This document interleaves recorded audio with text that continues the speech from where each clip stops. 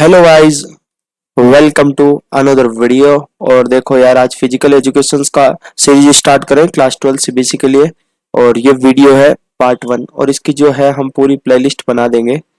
आप वहां से आसानी से देख लेना, ठीक है। यहाँ से सीरीज स्टार्ट हो रही है और हम पर्टिकुलरली हर चैप्टर की एक प्लेलिस्ट क्रिएट कर देंगे ताकि आपको कोई दिक्कत ना हो। तो आज से हम स्टार्ट कर रहे हैं chapter number 1, physical education class 12 CBSE. इसका नाम है चैप्टर नंबर 1 का सबसे फर्स्ट नाम है प्लानिंग इन स्पोर्ट्स। देखो, सबसे पहले इस चैप्टर को स्टार्ट करने से पहले मैं आपको बता दूं, हमें सबसे पहले इस चैप्टर से ही पता लग जाता है कि चैप्टर क्या है, इस चैप्टर के अंदर क्या है क्या नहीं है। प्लानिंग इन स्पोर्ट्स, प्लानिंग आपको हर एक को पता है प्लानिंग का क्या मतलब होता है। स्पोर्ट्स के अंदर प्लानिंग करना, इस चैप्टर में हमें यही बताएगा कि स्पोर्ट्स के अंदर कैसे प्लानिंग होती है, ठीक है।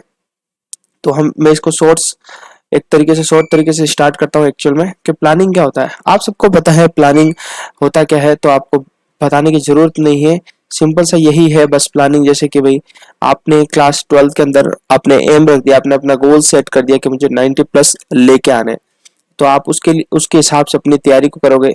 जो आपके वीक सब्जेक्ट है आप उन पर ज्यादा फोकस करोगे, ठीक है। इस तरीके से आप अपनी प्लानिंग बनाते हो। आप बैठ के भाई प्लानिंग बनाओगे कि मुझे किस तरीके से 90 प्लस आ सकते हैं। वीक सब्जेक्ट है तो, और अगर आपके जैसे स्ट्रॉन्ग सब्जेक्ट है तो आप उसको और ज़्यादा स्ट्रॉन्ग कर लोगे, ठीक है। आप उनको और ज़्यादा स्ट्रॉन्ग करोगे और आपके जो डाउट हैं सबसे पहले आप उनको क्लियर करोगे। मतलब हर एक आप स्ट्रेटेजी बनाते जाओगे, आप प्लानिंग के हिसाब से काम करते जाओगे, तब आपको लास्ट टाइम में यही रिजल्ट मिलेगा। आप गोल्स के हिसाब से चलोगे तो डेफिनेटली आप रिजल्ट तक पहुंचोगे और डेफिनेटली वो चीज़ होती है अचीव अगर हम हर काम प्लानिंग से करते हैं तो सबसे पहले स्टार्ट करते हैं मीनिंग ऑफ प्लानिंग। प्लानिंग का क्या मतलब होता है, ठीक है। तो डेफिनेशन से स्टार्ट करता हूँ। Planning is a preparation for actions and getting ready to perform a task. यानी कि प्लानिंग क्या है, एक तरीके से प्रिपरेशन है, कोई भी चीज की प्रिपरेशन है। अगर हम कोई एक्शंस करने वाले हैं या कोई टास्क परफॉर्म करने वाले हैं, उसके लिए रेडी रहना, एकदम रेडी रहना, उसके लिए प्लानिंग करना, उसके लिए प्रिपरेशंस करना। यानी कि यहाँ पर हमने देखा कि हमारा जो टास्क है वो है 90 प्लस लाना, तो उसके लिए हम प्रिपरेशन कर रहे हैं। हमारा टास्क क्या है, परफॉर्म टास्क यानी 90 प्लस लाना, उसके लिए हम रेडी हो रहे हैं, प्रिपरेशन कर रहे हैं, ठीक है। Getting ready, planning is preparation for action and getting ready to perform a task. एक शॉर्ट सी डेफिनेशन है प्लानिंग की। अब बात करते हैं प्लानिंग करते ही क्यों है, ठीक है। अब प्लानिंग क्यों करते हैं, क्या क्या जरूरत है हमें प्लानिंग करने की, ठीक है। एक्चुअल में हम देखते हैं भाई प्लानिंग करने की हमें क्या आवश्यकता है, जरूरत है। तो हम फिलहाल यहाँ पर प्लानिंग आप वाली प्लानिंग नहीं कर रहे हैं कि 90 प्लस लाने, नहीं। इसके अंदर हम चैप्टर में पढ़ने वाले स्पोर्ट्स की प्लानिंग, कि जो भी स्पोर्ट्स होते हैं, गेम्स होते हैं, प्रोग्राम्स होते हैं, टूर्नामेंट्स होते हैं। स्पोर्ट्स गेम्स के अंदर बड़े बड़े टूर्नामेंट्स होते हैं, ग्रैंड स्लैम होते हैं, उसके अंदर किस तरीके से प्लानिंग की जाती है, ठीक है। उसका क्या क्या मतलब, एक तरीके से वहां पर आउटपुट ज्यादा से ज्यादा निकल सके, ठीक है। अब हमने प्लानिंग का मतलब तो देख लिया, मीनिंग ऑफ प्लानिंग। अब हम देखने वाले ऑब्जेक्टिव्स ऑफ प्लानिंग। प्लानिंग का ऑब्जेक्टिव क्या है, तो कुछ मैंने यहाँ पर 5 ऑब्जेक्टिव लिखे हैं। नंबर वन ऑब्जेक्टिव है reduce chances of mistakes. Obviously ये बात सही है, आप मन से भी लिख सकते हो, ये सारे 5 पॉइंट आप खुद भी बना सकते हो, आप खुद पे भी अप्लाई करके देख सकते हो, ठीक है। आपने जैसे प्लानिंग कर रखी तो ऑब्वियसली वहां पर मिस्टेक्स तो होगी नहीं। हमने हर चीज हमारा सिस्टमेटिकली प्लानिंग कर रखी है, हर हर एक हमने चीज है जो सिस्टमेटिकली हमने बना रखी है, प्लानिंग कर रखी है, तो वहां पर मिस्टेक होने का चांसेस तो है ही नहीं। मिस्टेक होने का चांसेस नहीं है। यहाँ पर क्या होता है, मिस्टेक होने के जो चांसेस होते हैं वो बहुत कम हो जाते हैं, ठीक है। तो हमारा पहला ऑब्जेक्टिव यही है। नंबर सेकंड ऑब्जेक्टिव आता है टू प्रमोट इनोवेटिव आइडियाज। तो जैसे हमने हमारी प्लानिंग कर रखी है, जैसे जैसे हम अपनी प्लानिंग के हिसाब से चलेंगे ना, तो हमारे मन में क्या होता है, और भी कुछ innovative ideas, creative ideas develop होते हैं। मतलब जैसे जैसे आप प्लानिंग के हिसाब से चलोगे तो आपके आइडियाज और भी क्रिएट होने लग जाएंगे। आप कहोगे भाई ये काम मैं इस तरीके से नहीं, इस तरीके से भी कर सकता हूँ, इस तरीके से नहीं, इस तरीके से भी ज्यादा कर सकता हूँ, क्योंकि ज्यादा इफेक्टिवली होगा, ठीक है। ज्यादा इफेक्टिवली होगा, तो आप जिस तरीके से इफेक्टिवली काम होगा ना, उस तरीके से आप उसकी उसके प्रोसेस में आप लग जाओगे और आपके बहुत सारे इनोवेटिव आइडियाज है वो क्रिएट होने माइंड के अंदर शुरू हो जाते हैं, आप अगर प्लानिंग के हिसाब से चलते हो तो। अब नंबर थर्ड हमारा जो ऑब्जेक्टिव आता है कि to provide coordination among various committees. अब स्पोर्ट्स के अंदर क्या होता है, बहुत सारी कमिटीज होती है, वो मिलके सारे काम करती है। कोई भी बहुत सारी ऐसी कमिटीज होती है जो एक स्पोर्ट्स, एक टूर्नामेंट्स जो ऑर्गेनाइज करवाती है, उनका उनमें क्या होता है, प्लानिंग हो रखी होती है ना, तो उनमें कोऑर्डिनेशन उनके अंदर कोऑर्डिनेशन अच्छे से हो पाता है। और हम पढ़ेंगे various committees and their responsibility, जो हमारा टॉपिक है आगे पढ़ने वाले हैं, उनके बीच में क्या होता है, अलग अलग कमिटीज के बीच में कोऑर्डिनेशन अच्छा होता है उन प्लानिंग से। फोर्थ पॉइंट है टू इंक्रीज क्रिएटिविटी। ठीक है, अब देखो क्रिएटिविटी हमारी बढ़ जाती है।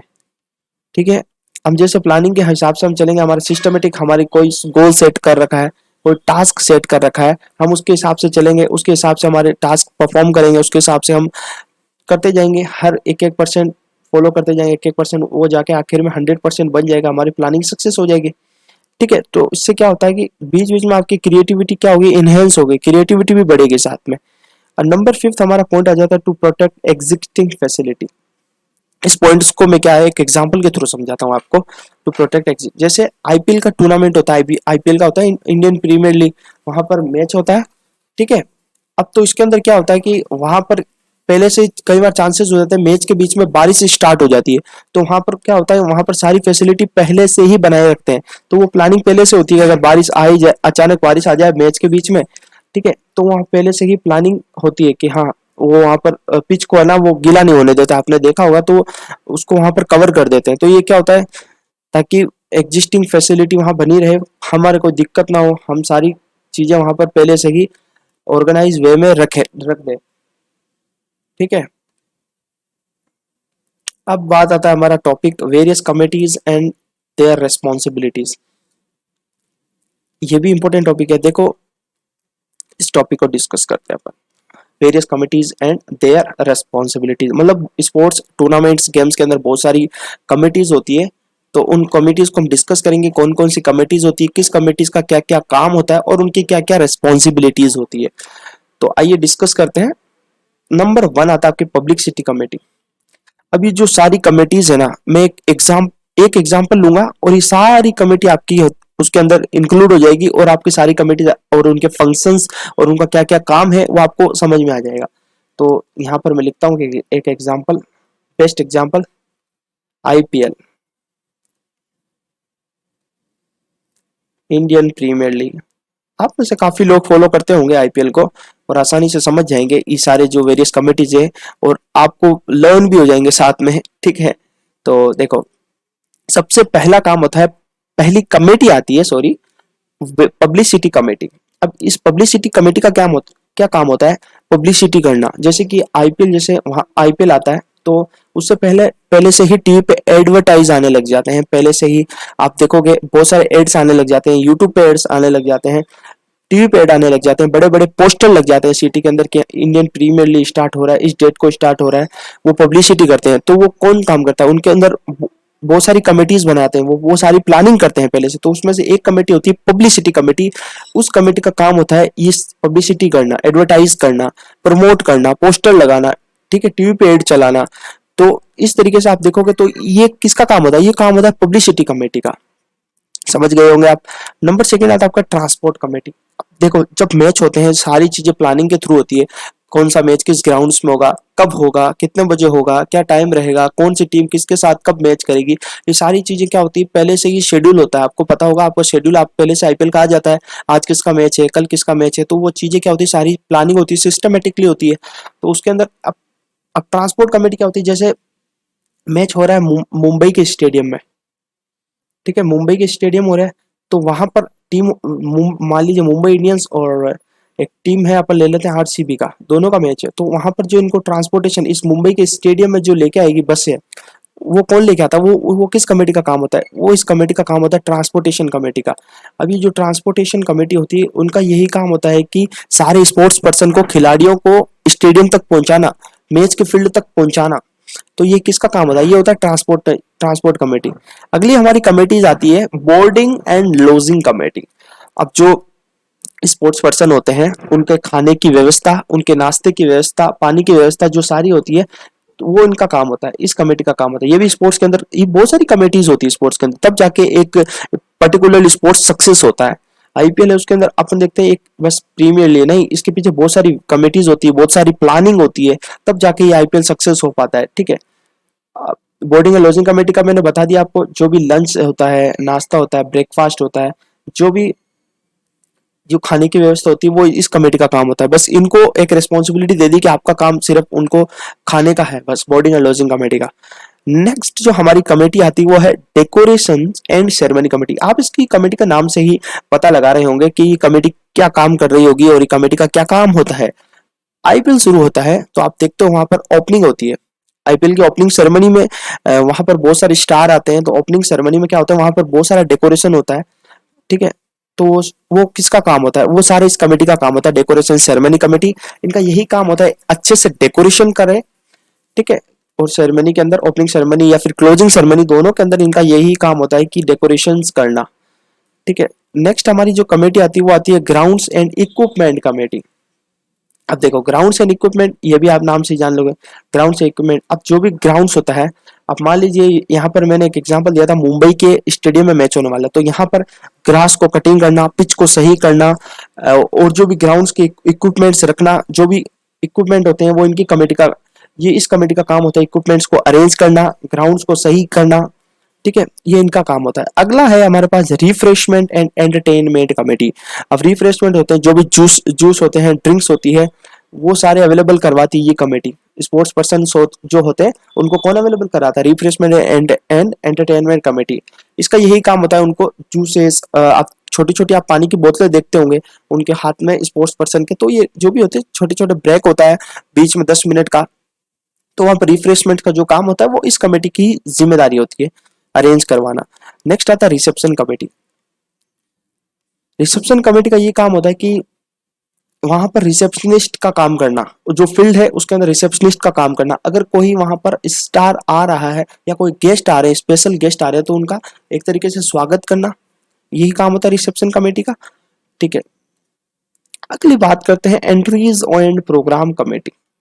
एंट्रीज एंड प्रोग्राम कमेटी, अब देखो कोई भी गेस्ट आता है, स्पेशल गेस्ट होते हैं, ठीक है, फील्ड के अंदर आते रहते हैं, तो वहां पर क्या होता है, उनकी एंट्रीज करवाना और वहां पर उनके लिए प्रोग्राम अरेंज करवाना, इस कमेटी का काम होता है।